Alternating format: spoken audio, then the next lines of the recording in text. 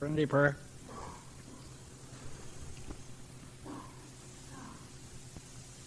God, grant me the serenity to accept the things I cannot change, courage to change the things I can, and the wisdom to know the difference.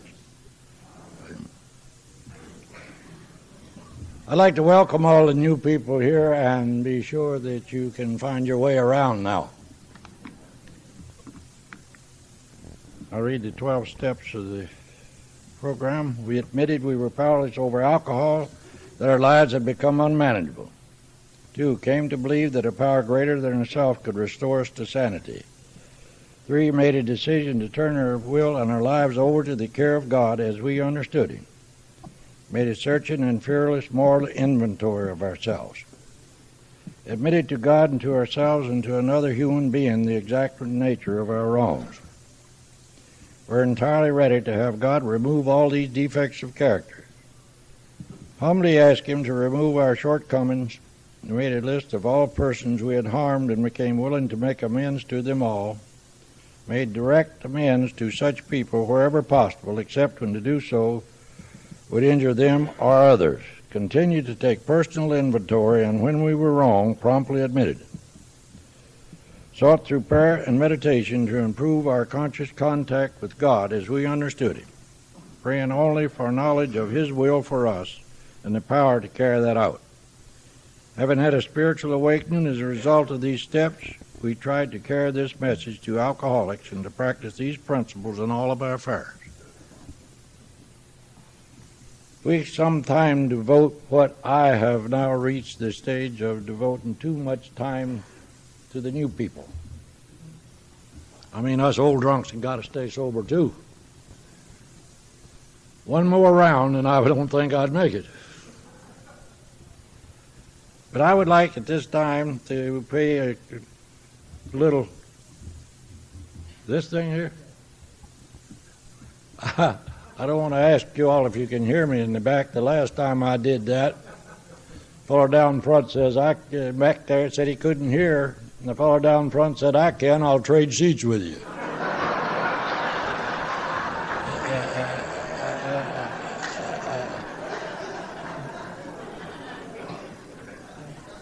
We got a man that's been taping our program here for a long time.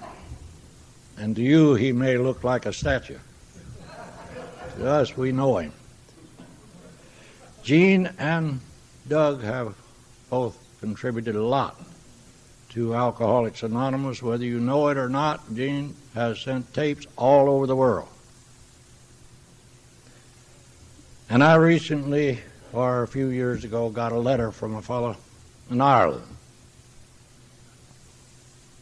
And at this time, from Gene's tapes all over the country, we have a visitor from Ireland. Johnny, would you stand up and let him see you?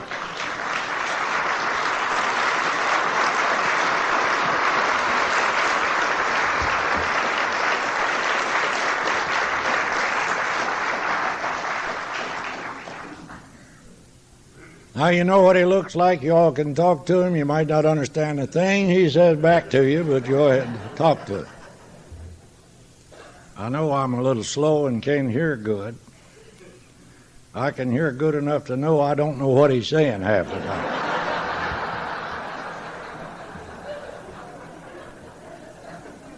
At this time, I would also like to pay tribute to our Al-Anons and that lady that gave us that wonderful talk this morning. I thank you, Al-Anons, for what you have done for me.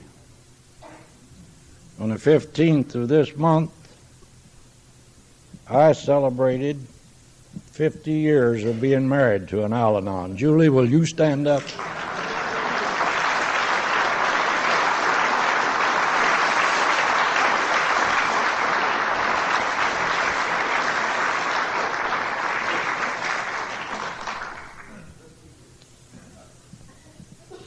And I would also like to say at this time, all of you wonderful Al-Anons, and I love all of you.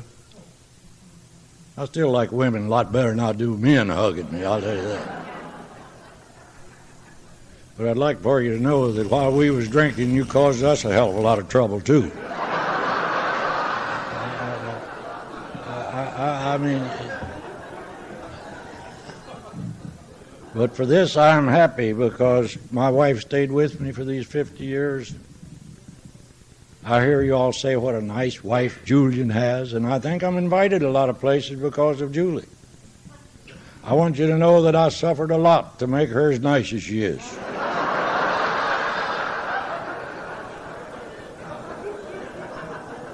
Because my drinking days, truly, I felt a lot of times like the old fellow was going down the street and he had a little dog under his arm, and the fellow said, "What you got there?" He said, "Oh, I got this for my wife." He said, "I wish to God I could make a trade like that." I mean, this.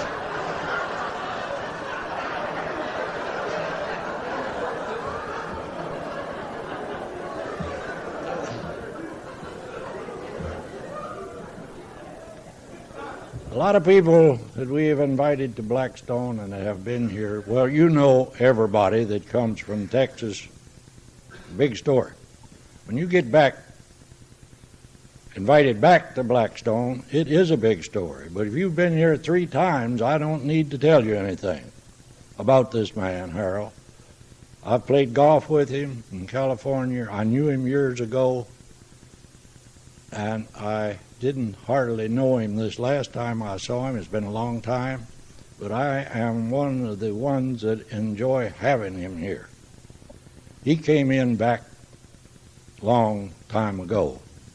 Like I've told you, when I came in, they all looked like me or worse.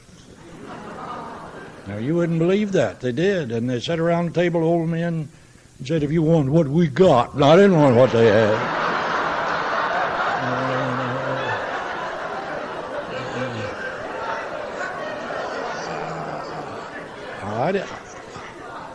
Hold it down. I got to give him some time on this thing.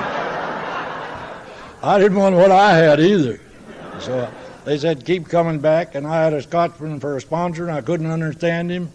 And I kept coming back like Harold. And I run into people like him all over the country. I went to Texas, and I met Harold out there. I don't remember where. My memory's gone. But I did go out there one place. I got to the Alamo. I went in there and I found out why they put up such a big fight. They didn't have any back door to that place.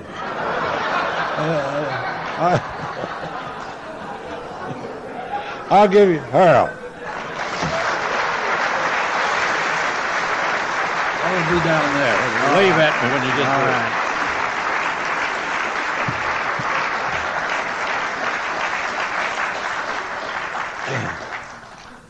Thank you very much. Such a privilege and a blessing really to be here. And I want to thank the committee for inviting me and my wife here to share with you again, because it's a wonderful, wonderful place, close to my heart. Here I had my last visit with my dear friend Isaac. Here, Gay drove Tommy over to visit with me an hour. And it's a real special, special place to me. And I thank all of you for being here. And I particularly thank the committee for inviting us. Now, I'm going to take our text this evening for the healing service from 12 chapters out of a book called Alcoholics Anonymous. I have been hoping for many, many years that this book would catch on in AA. Everything else is caught on. Some of it's caught out, but I've been hoping this would catch on. Because, you know, in those little old 179 pages of that book, the practice of the principles outlined in those pages, the sharing of that book of experiences in our groups and fellowships has done more to change the life of the alcoholic in this world than all of the other things aimed at him combined. All of psychiatry, all of psychology, all the treatment, all the institutions, jails, penitentiaries, ministries, that one little book. And let's remember, this month is the 50th anniversary of the publication of that book. In April of 1939, that book was published and released for sale.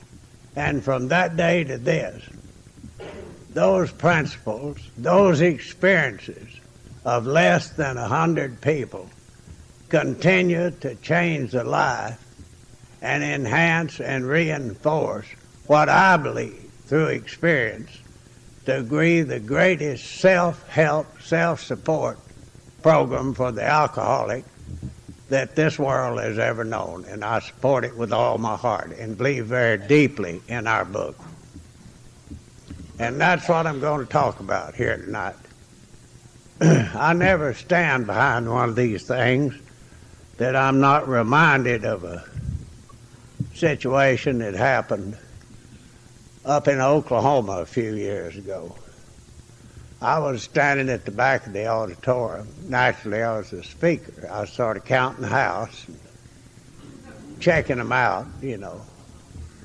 The old boy walked up to me and he said, "Are you the speaker?" And I said, "Yes, sir."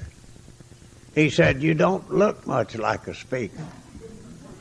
I said, "I don't." He said, "No, you sure don't." I said, "Well, what do speakers look like?" He said, "Well, most of them have white hair. Most of them have a deep, melodious, vibrant voice." And he said, "Most of them have hemorrhoids." I said, "Hemorrhoids?" He said, "Yeah, that's what gives them that look, a deep concern."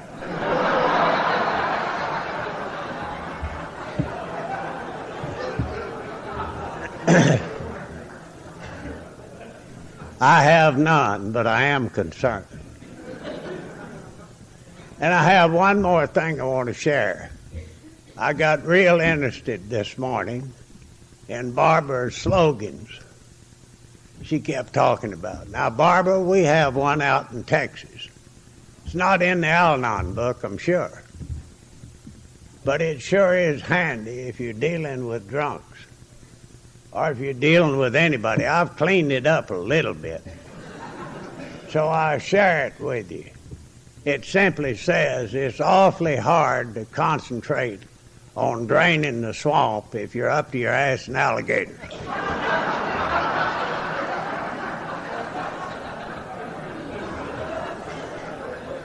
It's a good slogan. It'll work.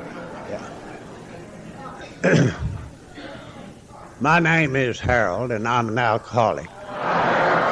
And because of God's grace through this program, by trying to follow these principles outlined in our 12 steps, I've had nothing to drink and continue sobriety since April 27th, 1960, which was the day before yesterday. And I sure appreciate celebrating my birthday here with you folks. And I'm awfully glad to be here.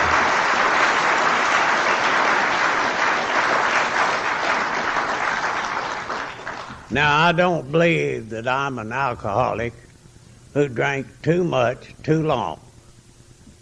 I never knew what too much was. I just never did know. Didn't know when it was all over if it had been too much.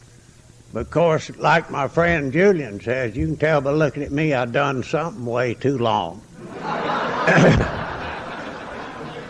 And maybe that's what it was. I don't think I was born an alcoholic. I was born a twin down in the Baptist territory of East Texas. And I don't believe that old country doctor carried one under one arm and one under the other in there to feather bed and laid one on one side of Mama and one on the other and said, Ms. Wilson, that and rooting around there on the right is your brand new little alcoholic. I strongly suspect, I don't know, I'm not a great intellect as far as this disease other than the fact that I have a real stubborn case of it. But I strongly suspect that the use of alcohol on a daily basis just may have had something to do with the fact I was alcoholic. Now they tell me today that it's possible that it didn't. I wished I'd have known that back then. I could have told some of the people that continually seemed to be in charge of me that wasn't what was wrong with me. But I got early treatment. I got early intervention by our local authorities. Our treatment was either the city or the county jail, depending on how far I ranged. If I got 5 blocks in the bar, it's the county jail. And I got some real severe attitude adjustments with the use of a sap and them sticks they seemed to carry. I thought they was walking sticks for a long time, till about the 5th time they broke one over my head, and I decided there was something else. And that's how they treated alcoholics in my day. You locked him up. You got him off the street. You kept him moving. You got him out of the way. Got him in jail. Laid him down. Give him a little shot of formaldehyde. And when he woke up, you run him out again. I went through that many, many times. Many, many times. And I too, like Julian, I'm most grateful for the Al-Anon and for the work they've done. I have not always subscribed to the fact that it's a family illness. In the last few years I have, but I couldn't quite equate the family illness, you know. Every time they'd slap me around in jail, they wouldn't say to me, now you sit right there till we get back. We're going to run and get your family. They're sick as hell, too. Or they'd snatch me out of a car and stand me up alongside one of those Department of Public Safety wagons, and they didn't say, we're going to let you stand there till we get the rest of your folks. We're going to take you all to get you all sick. But that wasn't the way it worked. But today I understand more about the Al-Anon. Like Julian, you know, I thought I had gone through hell for my wife to get well, and she ought to be grateful for it. But she wasn't.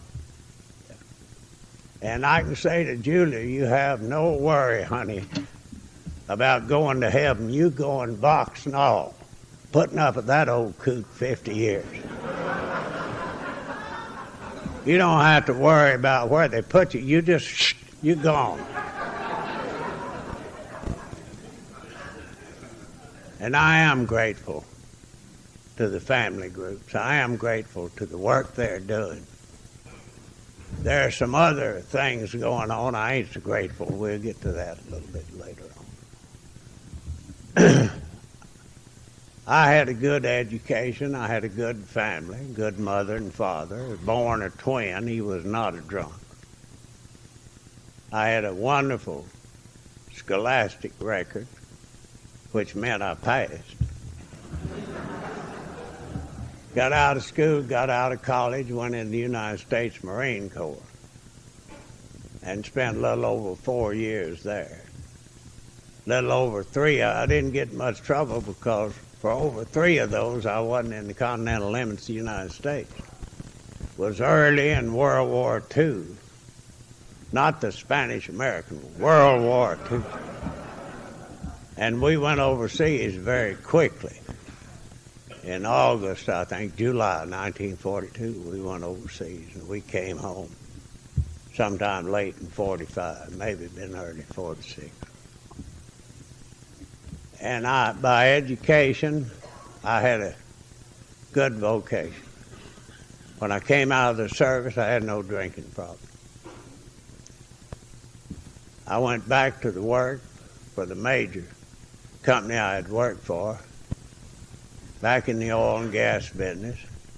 I was transferred out to West Texas February 1947. And I got out there and I'd never seen such god-awful country in my life. The only thing that moved out there is cows and jackrabbits. And a few of the people moving awful slow.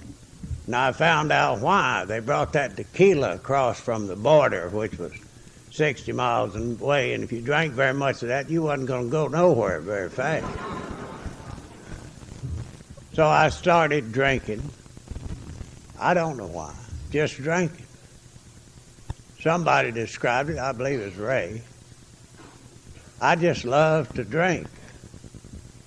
You know, I'd get drunk at funerals, not because somebody died, just because we was all gathered. You know, I got drunk being happy. Then I'd get too happy and they'd have to put me away a little while. But I never remember being drunk because I was depressed, because I got mad at somebody and run got drunk. No, I had enough, I believe today, as a result of our program, as a result of our steps. I had enough of those things in me that alcohol was necessary in my life for me to live and face the reality of daily living with only that as a dependence. I think that's my problem today. I don't have any trouble with drinking whiskey today. I don't drink. My problem today is the problem I had way back there, living sober. And thank God for this fellowship. It taught me through its members, through the sharing of its experiences, through the book, how to live. Not how to exist, but how to live on a daily basis, free from the use of alcohol or any other dependence other than on the God of my own understanding. This the program has given to me. This it's shared with me. Your example has shown me. And I've been able to do that one day at a time by staying close to the fellowship because I want to stay sober. And my problems out there have always been out there. And I couldn't get them out of here out there. I'd take them from out there and then they were in here. And I found through these steps, little by little, I could see who I was and what I was. And by picking me some examples of people, not people that were tiptoeing through the tulips and everything was lovely, people that were having some adversities, yet they continued to live sober, share their sobriety, willing to help anyone that they could in this fellowship. And that's what we talked about in those days. We talked about sobriety. We talked about drinking whiskey. We talked about the deadly seriousness and the insidious effects of alcohol. We were constantly reminded in every meeting, lest we began to get so spiritual we were of no earthly use, we were constantly reminded, remember, we deal with alcohol. It's cunning, baffling, and powerful. But it's kind of like Julian talking about them old men, you know, everything they summed up by saying, remember, we deal with alcohol. Cunning, baffling, and powerful. And without help, it's too much for us. Now, if you want what we have and you're willing to go to any length to get it, then you're ready to take certain steps. You took them and great things happened. you don't took them, and some great things happen. I can tell you about that. So this was sort of my beginning in Alcoholics Anonymous. I come a little early, wasn't quite ready to sober. Well, I thought it was. And I jumped right in the book. And my drinking had gotten terribly bad. I would disappear for days and days and days. I don't know why or where. I'd come to in some of the strangest places, visiting with some of the strangest people, and every once in a while I'd bring them home with me. You know, they never come but once. They never come back again. But I'd travel around over the country. I had a whale of a job in those days. Quite a bit of money, which is the worst thing in the world for a drunk. Either too much whiskey or too much money kill you deader than a damn hammer. Just can't help it, it'll do it. But I healed that up pretty quick. If you drink enough, you begin, what do they call it today in the present economy? I began to develop a cash flow problem. Yeah, that's what, yeah. In fact, it shut plumb off. My children began to suffer. My family began to suffer. I didn't know what to do about it.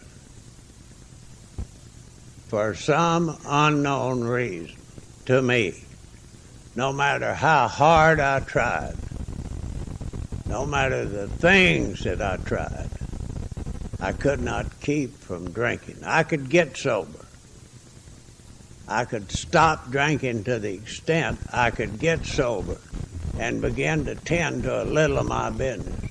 But I could not stay sober. I could not keep from going back to the jug. And this went on and on and on.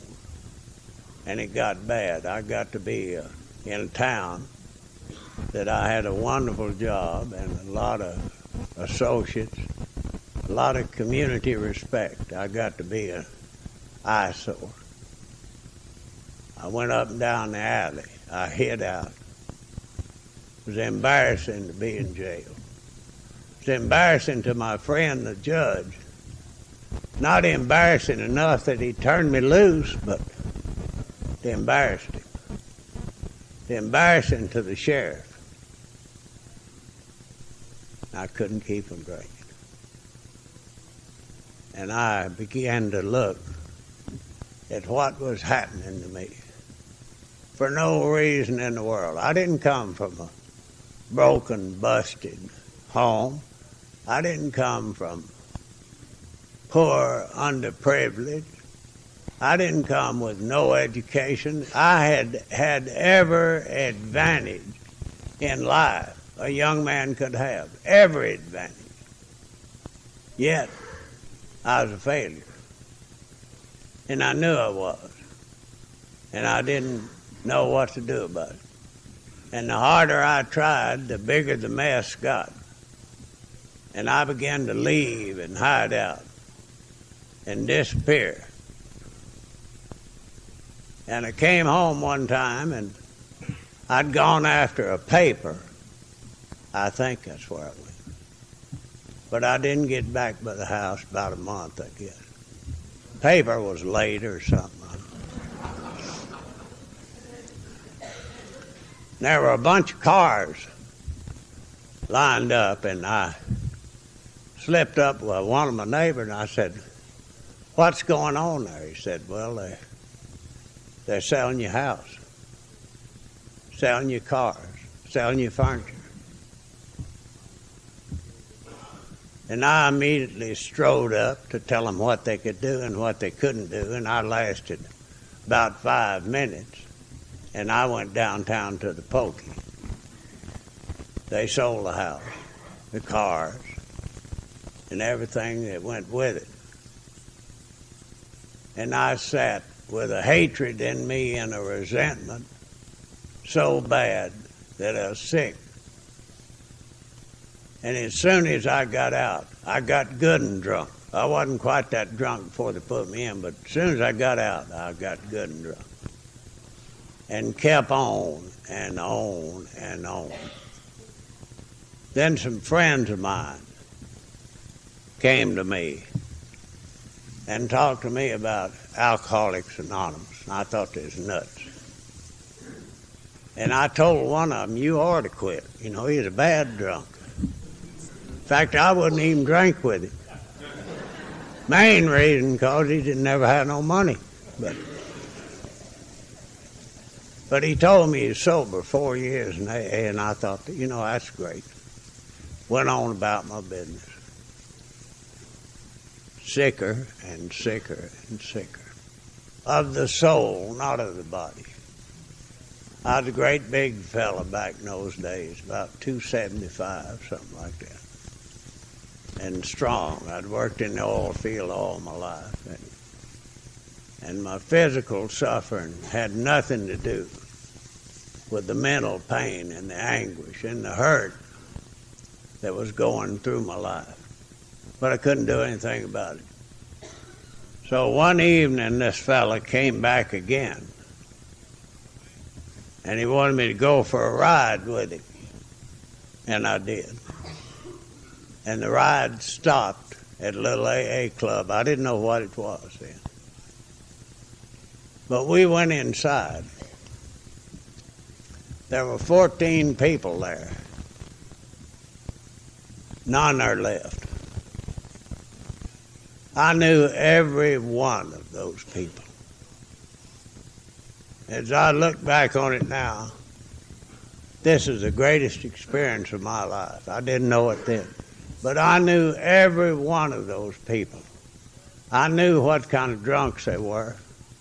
I knew what kind of men they were. And there was something different about them. They looked better. They talked better. They were laughing. They were glad to see me. And I sat down and listened to their story. Got up and went out and got drunk. Back and back and back I came. Back and back I'd go out and get drunk. I didn't want what they had. I did not need what they had. I needed to know how to stop drinking. I didn't need, I was a deacon in the church. I knew all about God. Of course, I had a little trouble serving communion when you're drunk, you know.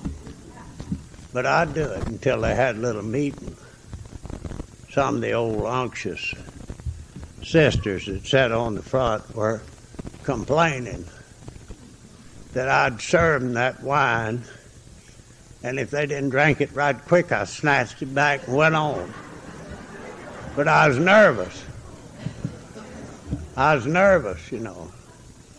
And I belonged to a church, I'll never do it no more, that served communion every Sunday. It was a hell of a thing. If you were a deacon in that church, you had to stand up there every Sunday, sweating, stinking, shaking, and them old sisters looking at me, you know. So finally they asked me, because of my illness, to resign from the board. And you know, by God, I've been sober a long time. They ain't never mentioned me serving again. And so I left there figuring they can't help me. There ain't nothing they can do. I kept on, and finally I decided that there's no way I was going to get sober. So I got me a case of whiskey with a hot check. Went out to a motel, went in and shut the door. Now, I don't know why I did. There wasn't nobody looking for me or wanted me, but I shut the door and went in and started emptying bottles. I'd lay in the bed and sing and throw up and sing and watch television. I didn't know till I'd been sober 2 years, we didn't even have television.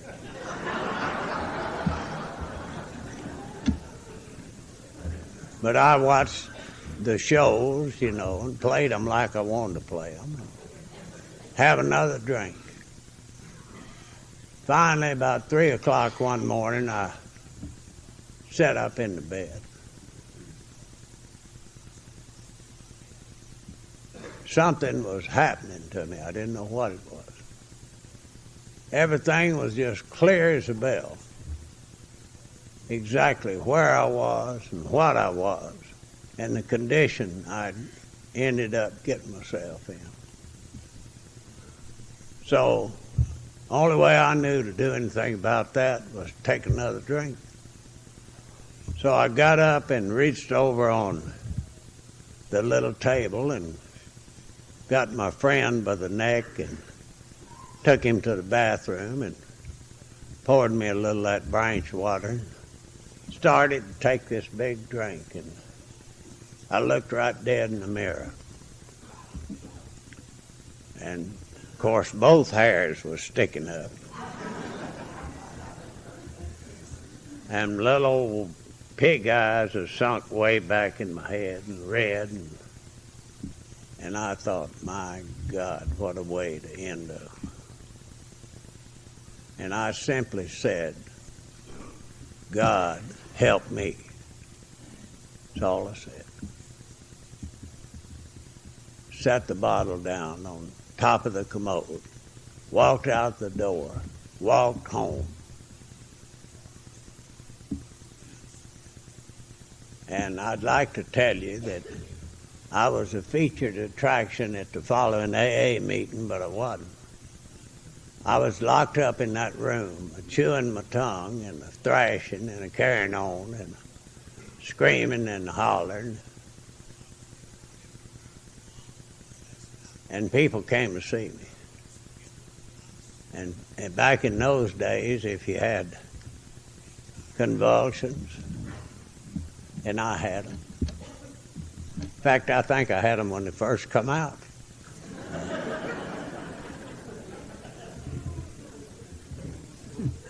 But they'd offer me a drink. You take this and you'll feel a little better. And I said, no. I can't do that.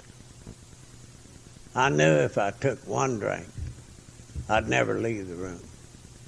Somehow or another, about 10 days later, I staggered out of that room,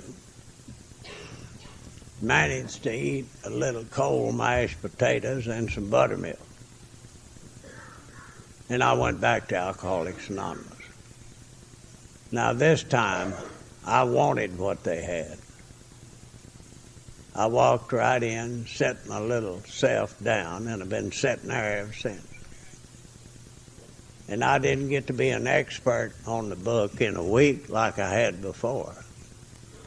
I just sat there, praying to God if He would let me stay sober, whatever they ask of me, I would do. And I have not changed that to this day. And my experiences and my understanding of this fellowship and its principles come from Alcoholics Anonymous, from the meetings of Alcoholics Anonymous that I attend regularly. And I tell you, the great thing I've learned about Alcoholics Anonymous is to not go by myself. Take somebody with you. I go 3 times a week, Monday, Wednesday, and Friday, but I never go alone. And I haven't in years. Take somebody with you. You can find a drunk. There ain't no shortage of them. They're still making them faster than we can string them, you know. And they'll go. May not stay, but that ain't your deal. Your deal is to share your experience, strength, and hope. Give them the same shot somebody gave you. It's the most gratifying experience. I started in to study the book to try to do what it told me to do. Study the traditions. Try to adhere to the spirit of what they were telling us that was our basis for Alcoholics Anonymous to continue to function and grow were contained in the traditions. And I studied them. And I tried to do those things. I tried to take part in my group. I tried to sponsor alkies, go to jails, wherever they were, bring them in. I started out at first, I was going to kind of heal up that end of the county, but it didn't work too good, you know. But some came, some stayed, some are still sober. But the greatest benefit of all is mine. You know, and I worry today a little bit, not about our program, not about our steps or our principles. I worry some about our fellowship. I worry some about the deterioration in our fellowship. I worry some about our failure to adhere to our traditions. Nobody can hurt or harm us. We have to do it. And nobody's going to copy a failure. They're going to copy a success. That's why you've got Gamblers Anonymous, Overeaters Anonymous, Emotional Anonymous. I don't know what the hell it is. We got one started here a while back. Folks that just don't want to do nothing, that's called Anonymous Anonymous.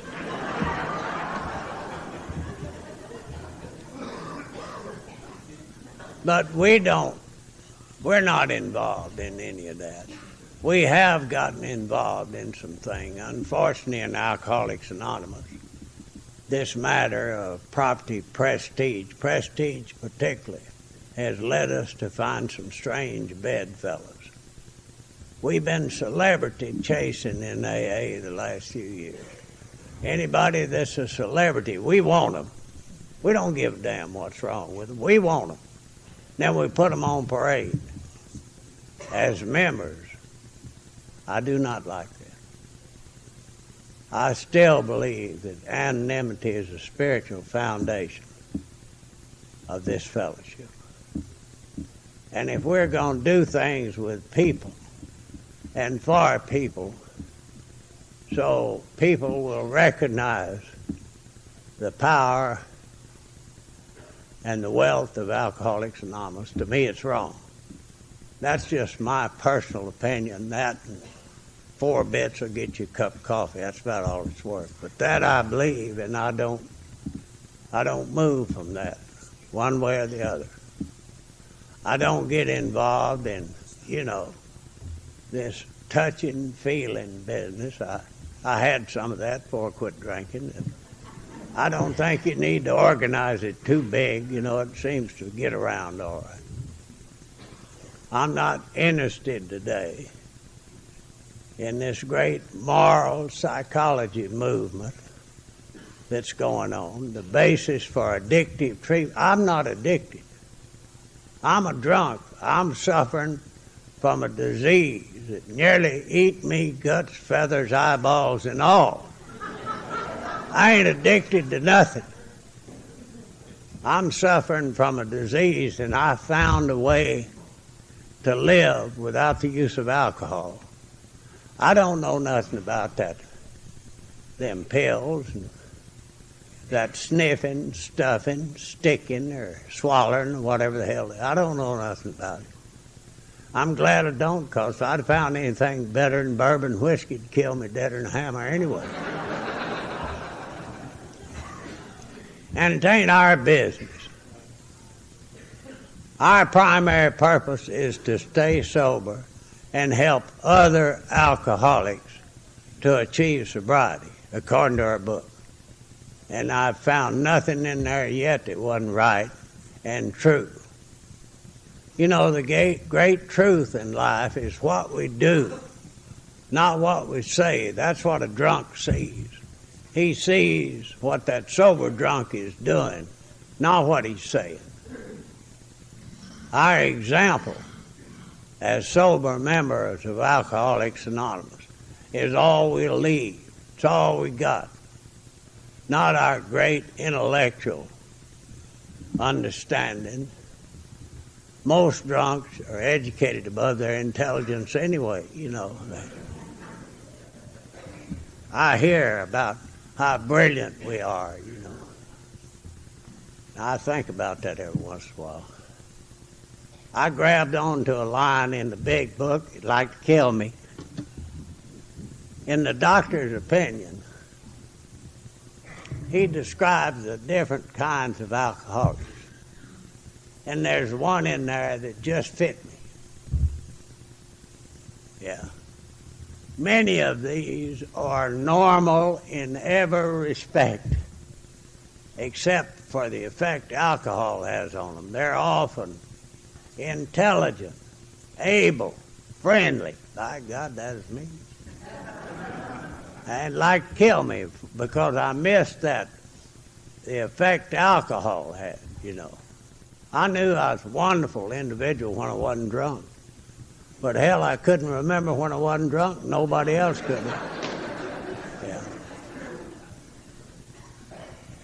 But I began to read a little deeper into that book and see some little deeper meanings that would guide and direct my actions on a daily basis to clean that crap out of my life, to somehow or another through those steps establish a relationship with a power greater than myself and depend on that, not the booze. And I began to do this. I began to work at it. My sponsor was a little old cowboy. Didn't say much. Didn't have to say much. He did an awful lot. He helped drunks. He went around doing good with the program of Alcoholics Anonymous in the jails, in the nut houses. And he came to AA bringing people with him. And he was a joy and a privilege. And I'd ask him question after question, you know. Read the book. I kept asking him and asking him and asking him about this God thing. He said, it'll work. And he told me the old joke that I always tell about when he was a young cowboy out in West Texas. They'd been herding up cattle all day long. And the wind was blowing the sand. They rode up to a windmill. And there'd been a bunch of calves around. There's a bunch of calf droppings. His partner got down off his horse and run his hand through some of that calf dropping and smeared it on his lips. Henry said, my God, is that good for chapped lips? And his partner said, damn if I know, but he sure keeps me from licking them.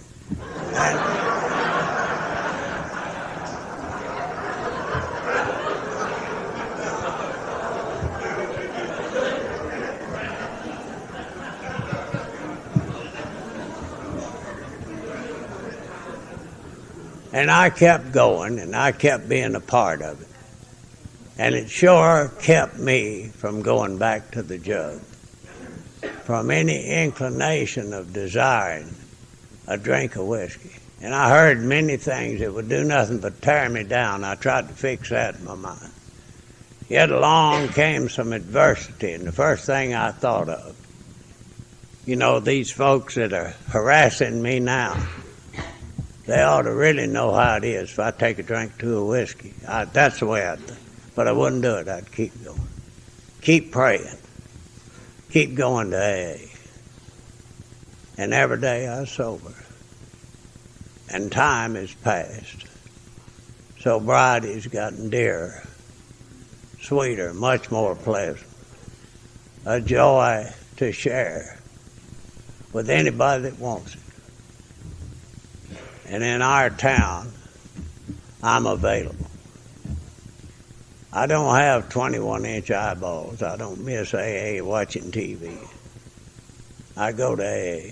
I enjoy AA because of what it does for me, not what I can do for anybody else. I'm still powerless. I can't do it. I can only share my experience, strength, and hope. I hear an awful lot of things today dealing with what's wrong with us and how to treat it. And I'm sure they're true. I don't know. You know, I heard one here a while back that the alcoholic had been absolutely scientifically diagnosed as a borderline personality disorder. Now, I thought that was pretty nice, long as it's just borderline.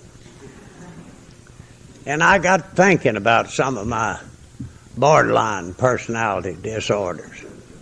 And I have one I love to tell that sort of explains it. I'd been in AA before I stayed sober any length of time, about 30 days. And I went out to tell an old dear friend of mine who drank a little. But he ran a big machine tool company, and I went out to tell him about this great thing I'd found. And just as I walked in his office and sat down, one of the colored people who worked for him brought in a case of Jack Daniel's black whiskey, black label whiskey, and set it down on his desk.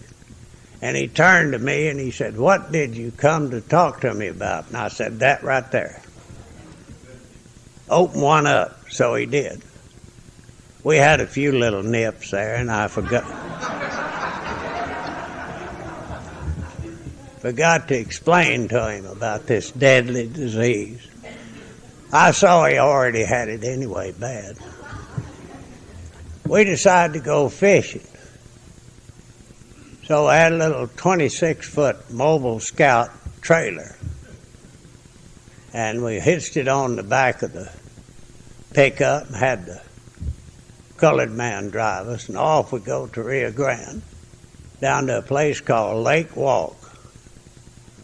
And we go down. I don't think we ever used the trailer because it had a kitchen. Yeah, we did. We used a refrigerator for some of the ice, but we stayed down there a few days and continued to drink and philosophize. And I don't know where we fished or not. Don't remember. I doubt it. But we solved a great many problems, you know. Continued to get drunk, and I knew there was something I wanted to talk to him about, but every time I'd think about it, I was thirsty, so I couldn't talk to him right then. So after 4 or 5 days, we started home. And he and I are riding in the trailer. And we got a quart setting up on the table, and the young fella's driving us. And Moke was my friend's name. We were sitting there visiting and driving along. And he said to me, "I wonder what the weather's like." Well, I never thought much about it, but he got up and opened the door and walked out.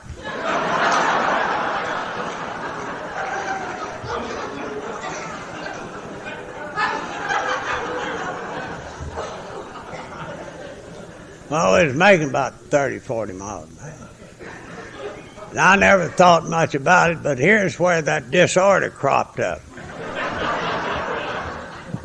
I had another little drink, and I'm sitting there pondering, and I said, "Wonder where the hell Moke went. I better go see about him."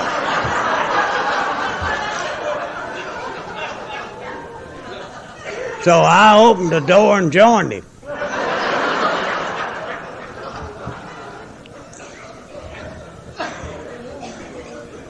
Now, if that's borderline disorder, I don't want it to get no worse.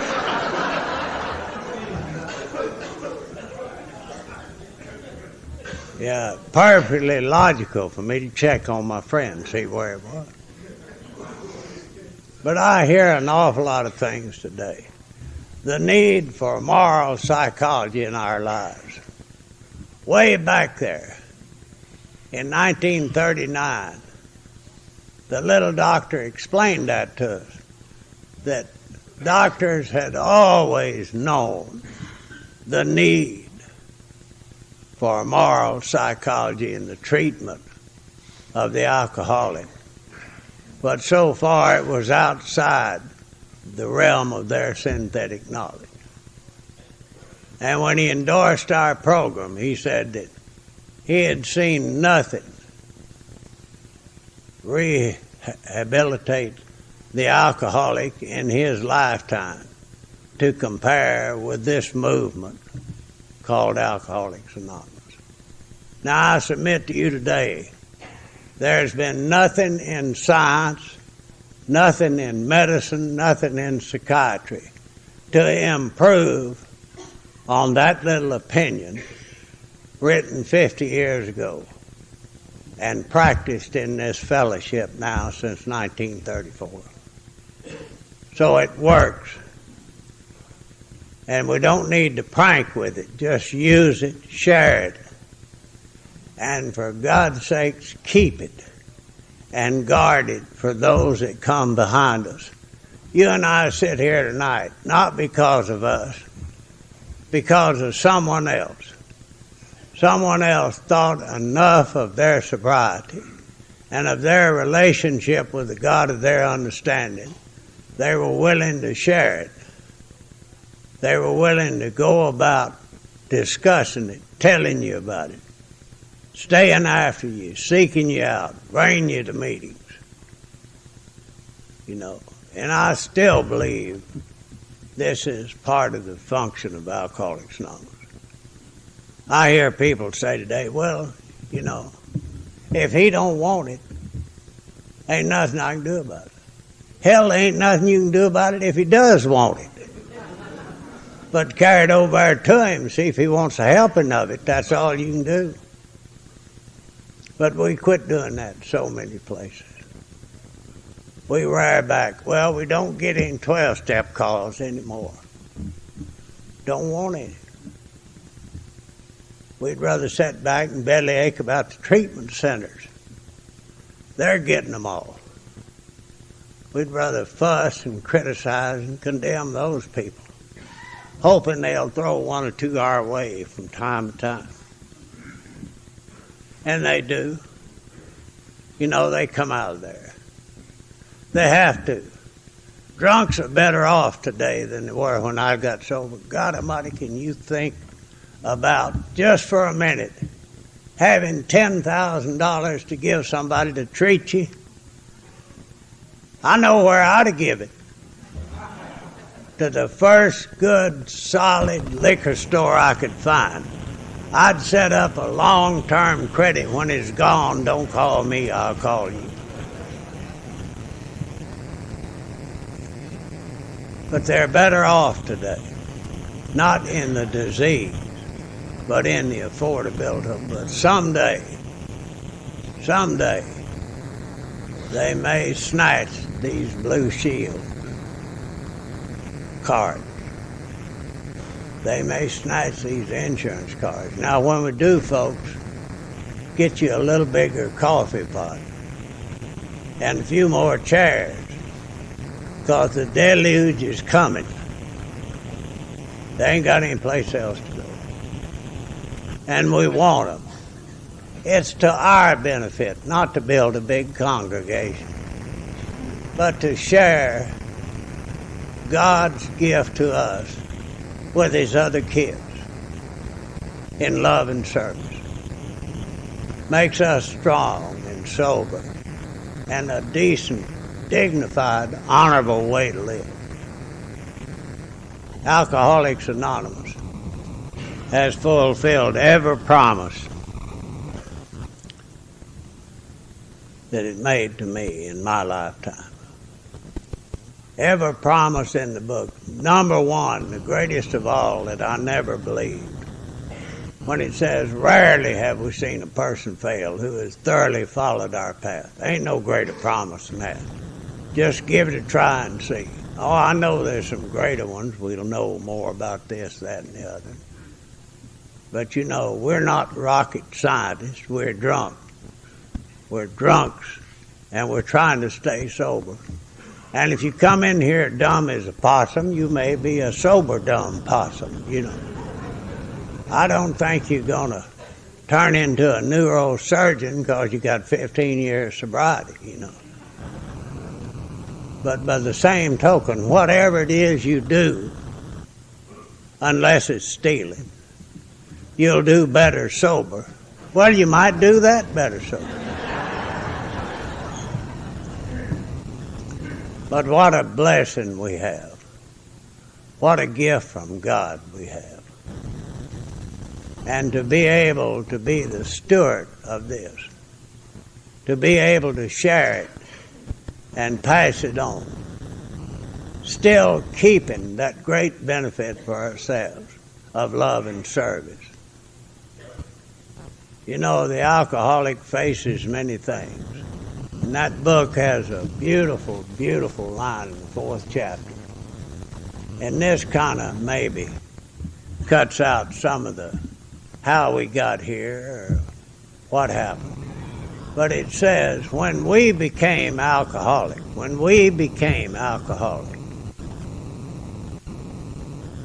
faced with a self-inflicted crisis, we could no longer postpone or evade. We had to face the conclusion that God is either everything or He is nothing. From our book, when we became the alcoholic. And I don't know when I became one. But I know that I've been faced with that self-imposed conflict. And when I was faced with the conclusion, because I could not postpone or evade it, I had to accept the fact through the results of the principles of this program, through practicing on a daily basis to the best of my ability. God was either everything or He was nothing. Now, from my experience, I don't know yours, He is everything. He's sobriety, He's love, He's health, He's kindness, He's fellowship. Let's guard it. Let's go back to just being Alcoholics Anonymous. Let them form a Celebrities Anonymous, whatever the hell that is. Or Prestige Anonymous, or Property Anonymous, whatever. Let's stay Alcoholics Anonymous. Let's keep the light burning, the door open, the coffee pot on. Trying with these actions to say, God, I sure do thank you. I sure do thank you for my sobriety. And I'll take your gift and the talent of sobriety and try to share it with some of your other kids as best I can. To me, this is AA and will forever be Alcoholics Anonymous. And I'm so grateful to be a part of that. And I thank God for my sobriety and for all of you and for this day. And I thank you.